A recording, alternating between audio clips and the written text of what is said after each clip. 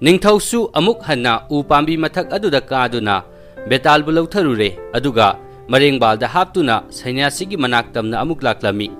Matam asida Betal na amuk harai, Maharaj, nahangna ibu hanna phaduna Sanyasi adugi manakta puriba karigino. Ngaihakta ngaikho ay wari amasu lige taw.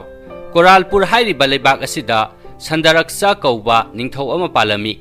Leibak aduda Dhananjoy kauba hilalonba nupa amasu lairami. Magi masanupi amasu lairami. Masanupi asigi mamingna Dhanapati kaurami. Aduga masanupi asi Gauri Datta kauba nupa amada thajarami. Makum matha surakladuna Dhanapati masang matau yamna phajarabi masanupi ama phangjarami. Masanupi asigi mamingna Muhini haina tholami. Matam khara lairaba matung nongmagi numit amada Dhanapati gi mapuroiba adu nongthaktagi braja taraktuna brajana panbadagi sikhirami.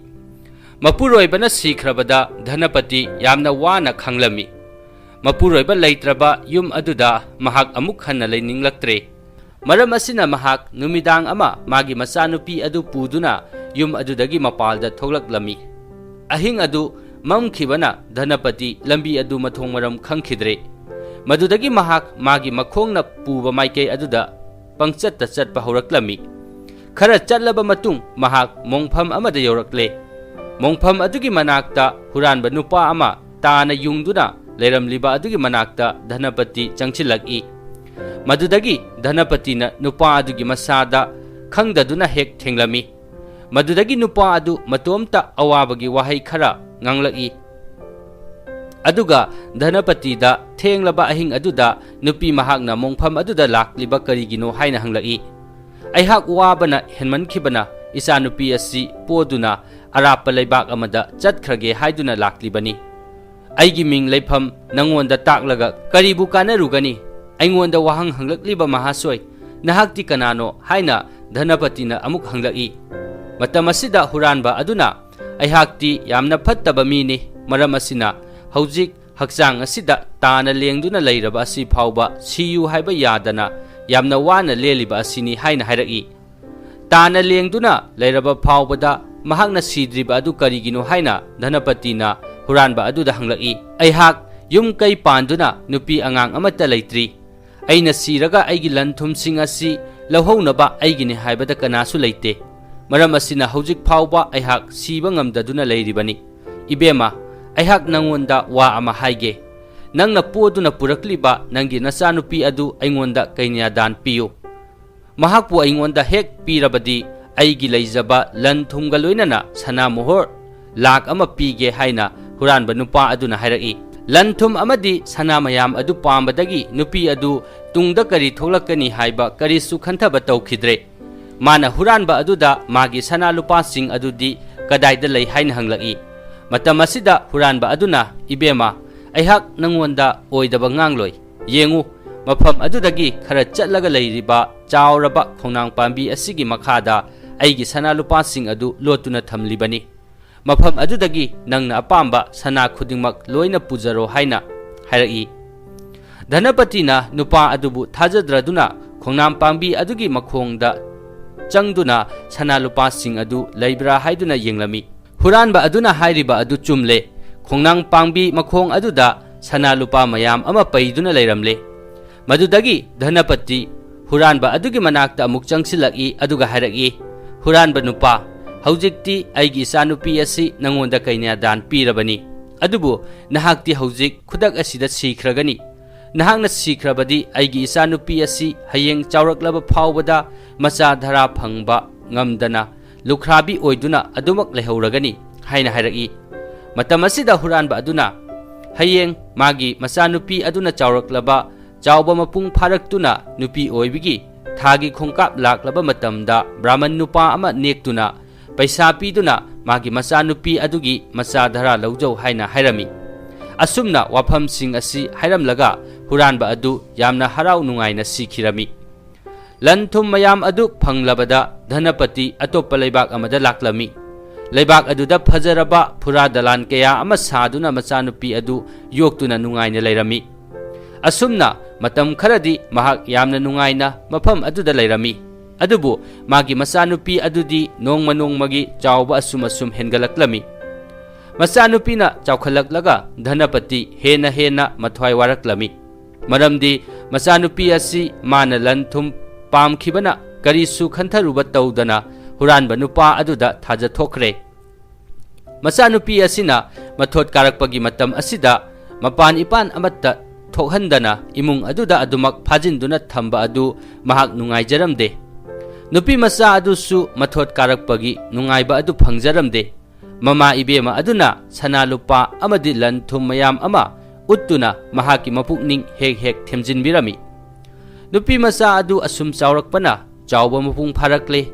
Nupi oibigi haunabi thagi khongkap lakle. Matam asida mama aduna hena wajarami. Nongmagi numit amadi masanupi adu magi mamanabi kharaga makhoigi dolal aduda phamduna wari sanaduna lairami. Makhoina asumna lairingai matam asida masak matau phajaba brahman nupa amakhak lambi adu phauduna laklami. Brahman nupa adu ubada masanupi aduna brahman nupa adubu pamlami. Madudagi mana magi matasing aduda brahman nupa adubu magi mamagi manakta kausilau. Magi mamana brahman aduda haigadauba wari khara laibani haina hairami. Asumna mamanabi sing aduna brahman nupa adubu Dhanapati gi manakta kausilaklami. Dhanapati na brahman nupa adubu phida thaduna ningthina phamhalami aduga hairaki. Brahman ibungo aigi isa nupi asi haujik chawba mapung phare. Nupi oibigi haunabi thage khongkapsu lakle. Maram asina aigi isa nupi asibu ahing asimatangdi ibungoga ahing lekminnaduna isa nupi asida masadhara pibiramu. Aina hairiba wapam asi ibungona yabirabadi ibungogi awamal oina sana muhor chama pijage haina hairami. Dhanapati gi wa adu tabada brahman nupa adusu haraubana loikre. Madudagi brahman nupa aduna mahakna hairiba adu mahakna sungsoi soidana yarage adubu mahak haujiki oinadi mafam aduda laibada khudong chararoi. Numit taraba matamda mahak amuk lake haina hairamlaga brahman adu mayumda amuk hankirami. Mayumda halaktuna brahman adu chak ising chathoklami aduga numit taba ngaiduna lairami. Nungthilgi matam adu ngaiba waraduna brahman nupa aduna numit tahanningbana loirami. Matam nadi asum haukibana numit su mayumda changkhiduna numit takhirami. Numit na mayum changkhraba adudadi brahman macha adusu Dhanapati gi mayumda harauna laklami. Brahman adu laklabada nupi macha adusu harauzarami. Madudagi mathel lukoi suna yauraba chaglen ama mama macha aduna sinduna brahman nupa adubu penaba pijarami aduga sana muhor chamasu brahman adugi maphamda dakhina oina kacharami. Chak toklaba matung nupi macha aduna manam nungsiraba cha chandan sin puthoraktuna amadi thau kaya ama puthoraktuna brahman nupa adubu penaba masa adu noibirami. Brahman macha aduna penbirabada ahing aduma makhoi ani nungaina tuminaduna lelami. Nongalaklaba matamda brahman macha adusu mayumda hankhirami. Matam khara lairaba matung nupi macha adu mirolaklami. Makum matha surakladuna nupi macha adu masak matau phajaraba macha nupa ama phangjarami. Nupi macha asigi macha nupa asi uraga Dhanapati hena awaba haibadu oirami. Nongma Dhanapati na magi machanupida asumna hairaki imagi ibema aikhoi anidi yum asida nupa naha amatasu yaudana leibanido. Nahak nupa leire nayum pale haibasidi leibak miyamna khangbadi natte. Karigumba angang asi leibak miyamna khanglaklabadi ima isabu leibak miyamna nokna khini. Aikhoina angang asi yokpada matik chadre. Angang asi kanagumba masa leijadaba miyoi amada pithokhrasi haina hairami. Matam asida machanupi asina ima ibema icha asi chaunaba yokpada aihak miyamgi minok maisa karisu khande. Loinamak aihakna thengnagani icha asi yaudravadi aihak hingba ngamloi haina hairaki. Asum hainaraduna mama macha adu tumthakirami. Machanupi asina tumlingai matam asida magi mamangda makoi yamna chomba makhutta trisul paiba makokta jata puba nupa ama magi manakta laklami aduga hairaki. Nupi macha nangi nasa nupa asi nangna yokpada matik chade. Angang asi matik maya yamna kanba angang ni. Hayeng chawraklaga leibak asigi ningthau sungsoi soidana oirakani. Maram aduna angang asi mathangi ayukta ningthaugi konungda chattuna ꯀꯣꯅꯨꯡꯒꯤ ꯊꯣꯡ ꯑꯗꯨꯒꯤ ꯃꯅꯥꯛꯇ ꯊꯝꯂꯨꯁꯣ ꯅꯠꯇ꯭ꯔꯕꯗꯤ ꯇꯨꯡꯗ ꯅꯍꯥꯛ ꯈꯨꯗꯣꯡꯊꯤꯕ ꯀꯌꯥ ꯑꯃ ꯃꯥꯌꯣꯛꯅꯔꯛꯀꯅꯤ ꯍꯥꯏꯅ ꯍꯥꯏꯔꯛꯂꯝꯃꯤ꯫ ꯃꯗꯨꯗꯒꯤ ꯃꯆꯥꯅꯨꯄꯤ ꯑꯗꯨ ꯈꯨꯗꯛ ꯑꯗꯨꯗ ꯍꯧꯒꯠꯂꯛꯏ ꯑꯗꯨꯒ ꯃꯥꯒꯤ ꯃꯃꯪꯒꯤ ꯋꯥꯔꯤꯁꯤꯡ ꯑꯗꯨ ꯃꯃꯥꯗ ꯂꯣꯏꯅ ꯇꯝꯂꯝꯃꯤ꯫ ꯑꯗꯨꯒ ꯑꯉꯥꯡ ꯑꯗꯨ ꯃꯍꯥꯛꯅ ꯌꯣꯛꯄꯗ ꯃꯇꯤꯛ ꯆꯥꯗ꯭ꯔꯦ ꯑꯗꯨꯅ ꯅꯤꯡꯊꯧꯗ ꯁꯤꯟꯅꯈ꯭ꯔꯁꯤ ꯍꯥꯏꯅ ꯍꯥꯏꯔꯛꯂꯝꯃꯤ꯫ ꯃꯆꯥꯅꯨꯄꯤꯒꯤ ꯋꯥ ꯑꯗꯨ ꯇꯥꯕꯗ ꯙꯅꯄꯇꯤ ꯍꯔꯥꯎꯕꯅ ꯂꯣꯏꯈ꯭ꯔꯦ꯫ ꯃꯗꯨꯗꯒꯤ ꯃꯈꯣꯏ ꯑꯅꯤꯅ ꯑꯉꯥꯡ ꯑꯗꯨꯕꯨ ꯑꯄꯥꯛꯄ ꯀꯣꯔꯤꯒꯤ ꯄꯨꯈꯝ ꯑꯃꯗ ꯍꯥꯞꯇꯨꯅ ꯁꯅꯥ ꯃꯣꯍꯣꯔ 1,000ꯒ ꯂꯣꯏꯅꯅ ꯄꯨꯗꯨꯅ ꯀꯣꯅꯨꯡꯒꯤ ꯁꯅꯥꯊꯣꯡ ꯑꯗꯨꯗ ꯇꯨꯃꯤꯟꯅ ꯊꯝꯂꯨꯔꯦ꯫ ꯅꯨꯃꯤꯗꯥꯡꯒꯤ ꯃꯇꯝ ꯑꯣꯏꯕꯅ ꯅꯤꯡꯊꯧ ꯑꯗꯨꯁꯨ ꯌꯥꯝꯅ ꯀꯟꯅ ꯇꯨꯝꯂꯤ꯫ ꯑꯗꯨꯕꯨ ꯌꯥꯝꯅ ꯊꯥꯖꯗꯕ ꯊꯧꯑꯣꯡ ꯑꯃꯗ ꯅꯤꯡꯊꯧꯅ ꯃꯪ ꯑꯃ ꯃꯪꯂꯝꯃꯤ꯫ ꯃꯥꯒꯤ ꯃꯃꯪ ꯑꯗꯨꯗ ꯌꯥꯝꯅ ꯋꯥꯡ ꯆꯥꯎꯔꯕ ꯃꯈꯨꯠꯇ ꯇ꯭ꯔꯤꯁꯨꯜ ꯄꯥꯏꯕ ꯃꯍꯥꯗꯦꯕꯒꯤ ꯁꯛꯇꯝ ꯑꯃ ꯂꯥꯛꯂꯝꯃꯤ꯫ ꯑꯗꯨꯒ ꯃꯉꯣꯟꯗ ꯑꯁꯨꯝꯅ ꯍꯥꯏꯔꯛꯏ, ꯃꯍꯥꯔꯥꯖ, ꯍꯧꯖꯤꯛꯇꯤ ꯅꯍꯥꯛꯀꯤ ꯂꯥꯏꯕꯛ ꯐꯕ ꯅꯨꯃꯤꯠ ꯑꯗꯨ ꯌꯧꯔꯛꯂꯦ꯫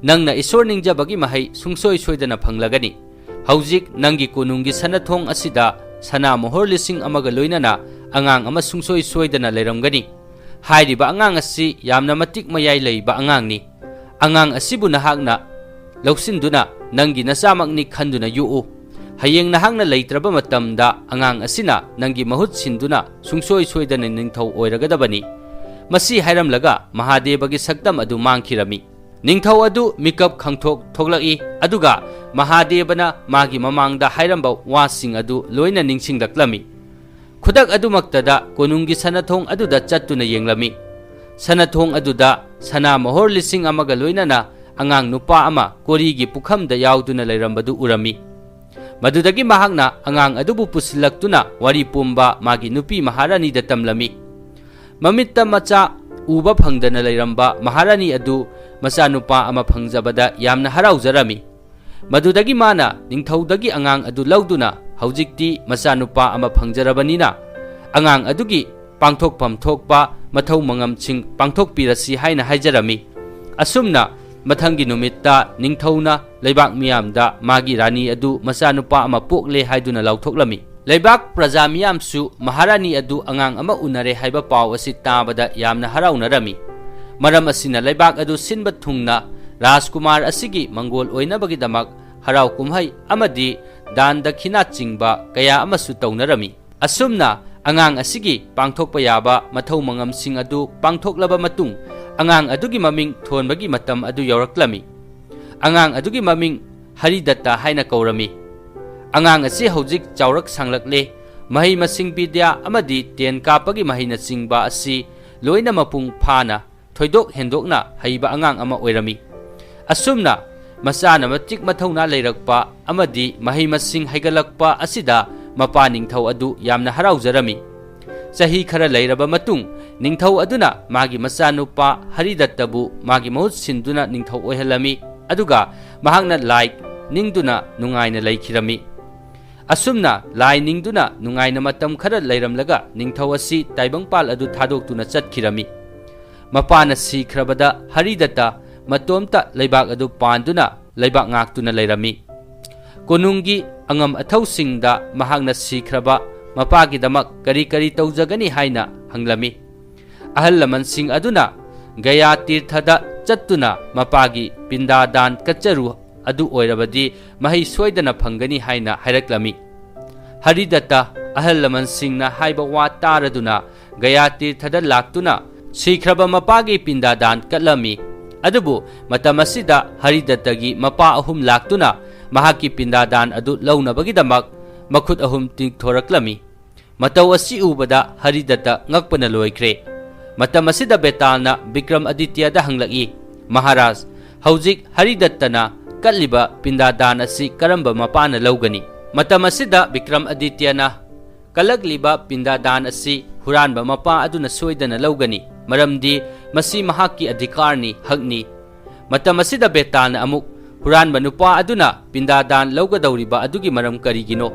ꯕ꯭ꯔꯥꯍꯃꯟ ꯅꯨꯄꯥ ꯑꯗꯨꯒꯤ ꯍꯩꯔꯨꯅ ꯍꯔꯤꯗꯠꯇ ꯄꯣꯛꯈꯤꯕꯅꯤ꯫ ꯃꯍꯥꯛꯅ ꯀꯔꯤꯒꯤ ꯄꯤꯟꯗꯥꯗꯥꯟ ꯑꯗꯨ ꯂꯧꯔꯣꯏꯗꯧꯔꯤꯕꯅꯣ? ꯑꯗꯨꯒ ꯑꯃꯔꯣꯝꯗꯅ ꯅꯤꯡꯊꯧ ꯑꯗꯨꯅ ꯃꯍꯥꯛꯄꯨ ꯂꯨꯅ ꯌꯣꯛꯆꯔꯛꯄꯅꯤ꯫ ꯃꯍꯥꯛꯅ ꯄꯤꯟꯗꯥꯗꯥꯟ ꯑꯗꯨ ꯐꯪꯂꯣꯏꯗꯧꯔꯤꯕ ꯑꯁꯤꯅ ꯀꯔꯤꯒꯤꯅꯣ ꯍꯥꯏꯅ ꯍꯪꯂꯛꯏ꯫ ꯅꯤꯡꯊꯧ ꯑꯗꯨꯁꯨ ꯁꯅꯥ ꯃꯣꯍꯣꯔ 1,000 ꯂꯧꯁꯤꯟꯗꯨꯅ ꯑꯉꯥꯡ ꯑꯗꯨ ꯌꯣꯛꯈꯤꯕꯅꯤ, ꯑꯗꯨꯒ ꯕ꯭ꯔꯥꯍꯃꯟ ꯑꯗꯨꯁꯨ ꯁꯅꯥ ꯃꯣꯍꯣꯔ 100 ꯂꯧꯗꯨꯅ ꯃꯥꯒꯤ ꯍꯩꯔꯨ ꯌꯣꯟꯊꯣꯔꯛꯈꯤꯕꯅꯤ꯫ Pumnamak asi huranba nupa adugi maral ngaktani. Nupi macha adugi asengba mapuroibadi huranba aduni. Mapuroibana thamlamba sana lupa sing aduna pumnamak sing asi oirakhibani. Maram asina pinda asigi asengba mapudi huranba nupa aduni. Ningthaugi asumba paukhum adu tabada Betal uthakta amuk hanna kakhirami. Ningthausu amuk hanna u pambi mathak aduda kaduna Betal bu lautharure. Aduga marengbalda haptuna Sainyasigi manaktamna amuk puraklami. Matam asida Betal na amuk hairaki. Maharaj, nahangna aibu hanna phaduna Sainyasi adugi manakto puragliba karigino. Ngaihakta ngaiko ay wari amasu lige taw. Chitrakut hairiba leibak asida Rupadeva kauba ningthau ama palami. Ningthau asi mabuk mapaw tappa amadi dharma laibagidamak maming chatlami. Nongmadi ningthau asina manay masel amatta yaudana umang amada saji tanba laklami. Phanat thengjilaklaba nungthelgi matam oisilaklaba phawbada mahakna saji amatta uba phanglamde. Saji di lairadana sanga amatta leiba thengnaramde. Mahak isingsu yamna khawranglaklami. Madudagi mahak sa tanbagi mahutta ising leifam oina thiraklami. Umang adugi manung khara changsillaga chawraba isingi pukhri ama mahakna thengnarami. Pukhri adugi ising adu yamna lurami. Pukhri adugi mayai adumaktada thambal angangbasingna phugaina satlami amadi isingi chekla kaya amana pukhri adugi mathakta koipai paiduna sanaba adu urami. Asigumba pukhri drisya asi urubada ningthau adu yamna haraujarami amadi ising thakpa phanglani khanjarami. Matam asimaktada yamna masak matau phajarabi Munigi Macha nupi ama pukhri adumaktada leibaki pun ama paiduna ising sokpa laklami. Nupi asi aduki matik phajarami madudi sangsara sida lairiba nupi khudingmaktagi mahangna hena phajai haiba yai. Asigumba mahusagi oiba ningthina phajarabi nupi asi ubada ningthau adu aram khawrangbaga loina kokhirami. Nupi adu tabu yengduna laikhirami. Munigi Macha nupi adu ising sokpa loiraduna pun adu puduna mayumda hankhirami. Rupadeva ningthausu nupi adubu ubada ngawkhiduna mahaksu nupi adugi matung asum inaraklami. Nupi adu mayum yoraktuna imungda changkhre. Ningthau adusu yum aduda changsillaktuna muni aduda khurumjarami. Madudagi ningthau aduna muni aduda mahak Chitrakut hairiba leibak adugi ningthauni. Umang aduda sa tanba lakpani adubu sa amata phaba ngamdre. Matamsu asum thengjilakle maram aduna muni adugi mayumda numit adumatang atithi oizage haiduna changlakpani haina harami. Ningthaugi wa adu tabada muni aduna harauna hairaki. Aihakidi laibak yamna phabani Maharaj. Nupi angang amadi san brahmon hatpa ahingsa tawbagi pap asi yumda atithibu phajana seba tawjarabadi pap khudingmak koki haina shastrana hairi. Aduna ngasi aigi ashram asida Maharajna atithi oina lengbirakpa asimak aigidi laibak yamna phabani. Araiba khuding puthoktuna atithigi seba tawjage haina muni aduna hairaki. Asumna muni aduna su yabiraduna makhoi ani wari watai ngahak sanarami. Ngahak wari sanaraba matung muni aduna ningthau aduda mahangna sa tanba lakliba asi karigino. Sa tanba haiba thabak asi ahingsagi thabakni. Jiba hatpa haibasi afaba thabak natte. Maral karisu leijadaba umangda hauba sajik hauna sing saduna leijaba saji adu hatlaga mahaki kanaba karino. Masi ahingsagi thabakni phatti haina muni aduna ningthauda hairaki. Adugumba munigi wa adu tabada ningthau adu ikairaklami. Madudagi ningthau aduna muni aduda makhatana muni deba asigumba hingsa amadi ahingsa dharmagi matangda pauta khara nanaida pinabiyu haina haijarami. Matam asida muni aduna phare Maharaj aihangna khangba khara haige munna taw. Jiba khudingmak thawai loinamak pali. Atama asi chap manai haina khangadabani. Changjaraklaba mibu ngakpigadabani. Ngakpi haiba haiba asisu athoiba dharma amani. Dharma laiba pandit singna migi mateng pangi. Ipot hundoklaga migi mapot maral pamba haibasi papki masakni. Haina khibawa haibasidi ngamliba makai ngakadabani. Asigumba miyoi adu hayeng siraba matamda soidanamak sarga phangadabani. Asumna muni aduna pauta khara pirami. Munigi pautaksing asi taraba matung ningthau aduna mahak matungda amuk hanna asigumba phattaba thabaksing asi tauraroi haina wasaklami. Ningthaugi matau adu urabada Muni aduna penbira aduna mahaki apamba bor ama nizau haina takpirami. Matam asida ningthau aduna Muni adugi masanupi kainya adubu mangonda pinabiyu haina haijarami. Ningthau na hairiba adusu Muni aduna harau harauna yabirami. Asumna Muni asina masanupi adubu ningthau aduda kainya dan piduna sinarami.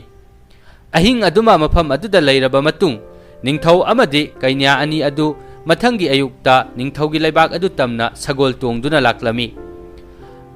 Mafam-mafamda potha-pothaduna lakpana makhoi ani umang ama amuk phauduna laklami.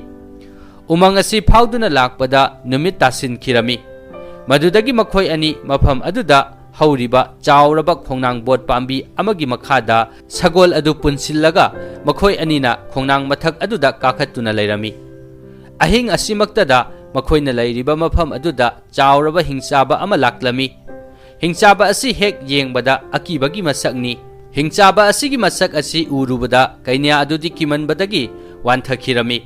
Matam adumaktada hingchaba adu ningthau adugi manakta changsilaki aduga ningthau aduda magi nupi kainya adu mangonda pijau adu oirabadi mahaki mathwai kanbige haina haraklami. Madudagi ningthau aduna amuk hingchaba nahakna hairiba adu karino mapuroiba amana magi nupibu karamna hingchabada pijagadawribano. Beda Puran kayada magi mapuroiba aduna nupi adubu ngakpi senbiba ngamdrabadi nupa adu papki masakni hayeng siraba matamda norokta soidana chatkani. Asigumba papki thabak asibu aihakna karamna tawgadawribano.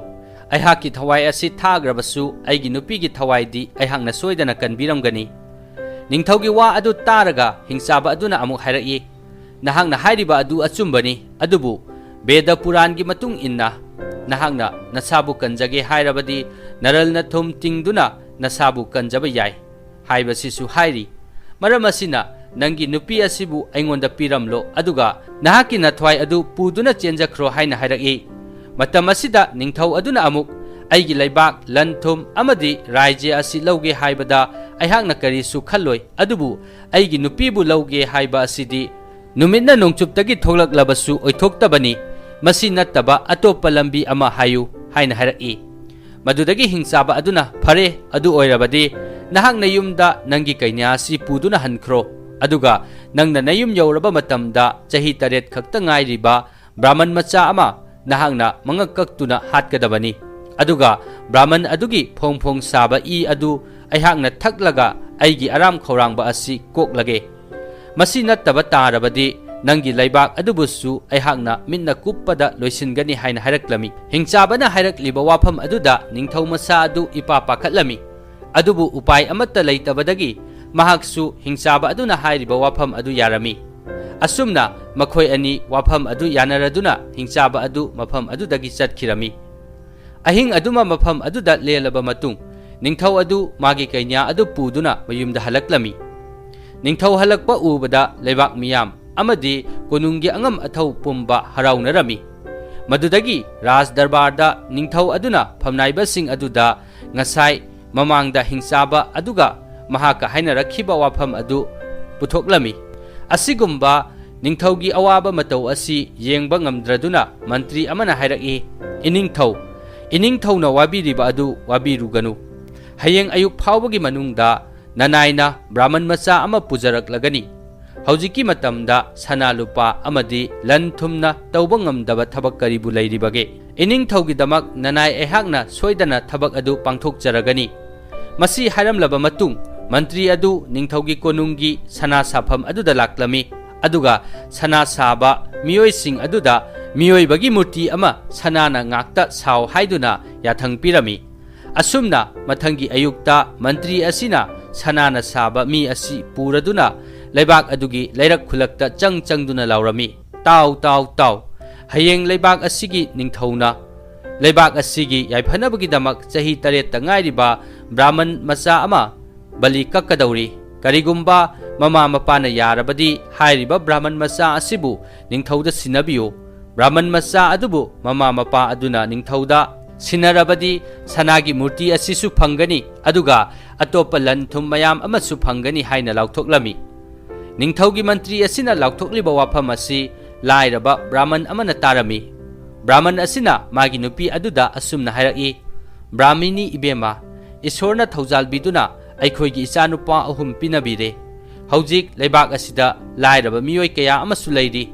Makhoisu chaba thakpa phangdaduna sibasu yaunare. Maram asina aikhoisu sidanabagi aduga leibak asigisu yaifanabagi aikhoigi ichanupa ahum asigi manungda amadi ningthauda pithokrasi. Brahman adugi wafam adu tabada Brahmani aduna mathwai yamna nungaitana. Ibungona hairiba wafam adubu kakthat ngambagi sakti pangal nanai ingonda leijade. Adubu ichanupa atomba asimadi aihak pithokpa ngamjaroi haina hairaki. Madudagi Brahman aduna amuk hayeng aikhoina siraba matamda sardha karma taugadawriba ichanupa asisu ichanupa ahal asini. Maram asina mahaksu pithokpa yaroi. Mama mapa anigi wa adu taraga machanupa yaima aduna ipa ibungo aihakpu ningthaugi makhutta sinabiyu. Aihak sirabasu ima ipabu nungaina thamlamlabadi aihak pokpagi mahi yale. Maram asina aihakpu ningthauda sinabiyu aduga ima ipana aigi isil inausing aduga nungaina leibihau haina hairaki. Asumna machanupa yaima asi puraduna Brahman adu ningthaugi manakta laklami. Brahman aduna machanupa adu ningthauda sinarami. Ningthauna Brahman aduda sanalupa amadi lanthum kaya ama pibirami. Masigi matung Brahman adu minungsi khangdana ningthauna piba lanthumsing adu puraduna mayumda hankirami. Haujikti baligi taugadawriba Brahman adu leire khanglabada hingchaba adusu konungda laklami. Ningthauna hingchaba adubu phida thaduna taramna oktuna phamhalami. Hingchaba adugi mamangda pikliba Brahman adu bali taunabagidamak puthorakle. Manam nungsiba duk thaumai thaduna amadi makhal kayagi thau taibiraduna Brahman macha adu bali taupham aduda puthorakle. Madudagi ningthau aduna Brahman macha adu bali taunabagidamak magi sanglaba thangsang adu pairami. Ningthauna thang paiduna changsilakpa uraga Brahman macha aduna yamna hauna nokhalaklami aduga ngaihak leiraga amuk kapkhirami. Magi matau adu ubada yengliba miyoi khudingmak ngakpada loikre. Maramdi mi khudingmak siramdaigi matamda mathwai nungaitraduna kapnaba ngaktani. Adubo Brahman macha asina hauna noglakpa asida makhoi ngaknakhirami. Matam asida Betalna Maharaj Brahman macha asina siramdaigi mikup asida hauna nokliba asi karigino haina hanglai. Vikram Adityana amuk Brahman macha asina siramdaida asumna khanki madudi angang oiringai matamdana ima ipana aibu machani khanduna luna yokpire. Aduga aina mathot karakpa matam asidana aigi thawai asina ningthaugi thawai asibu kangadawri. Adubu aigi thawai asidi kanbinaba kanasu leitre. Aigi ipana lanthum khara mihauduna aibu mafam asida yontoklamlabanina aihakidi upai amata leitre. Haujik ningthau asina aibu hanabagidamak thang paiduna changsilakle. Matam asida aibu kanbinaba kanasu leitre. Wakhal asi khallubada Brahman macha asi mathwai yamna warami. Maram asina mana mafam asida nokliba asi haraubagi nokpa natte waman khibadagi nokpani. Miyoi bahaibasi nungaimalabassu kappi aduga amaromdana amuk wamalabasu noki. Maram asina nupa macha asina yamna hauna noklibani. Vikram Adityagi asumba paukhum adu tabada Betal amuk hanna uthakta kakhatkirami. Wari asi matang asida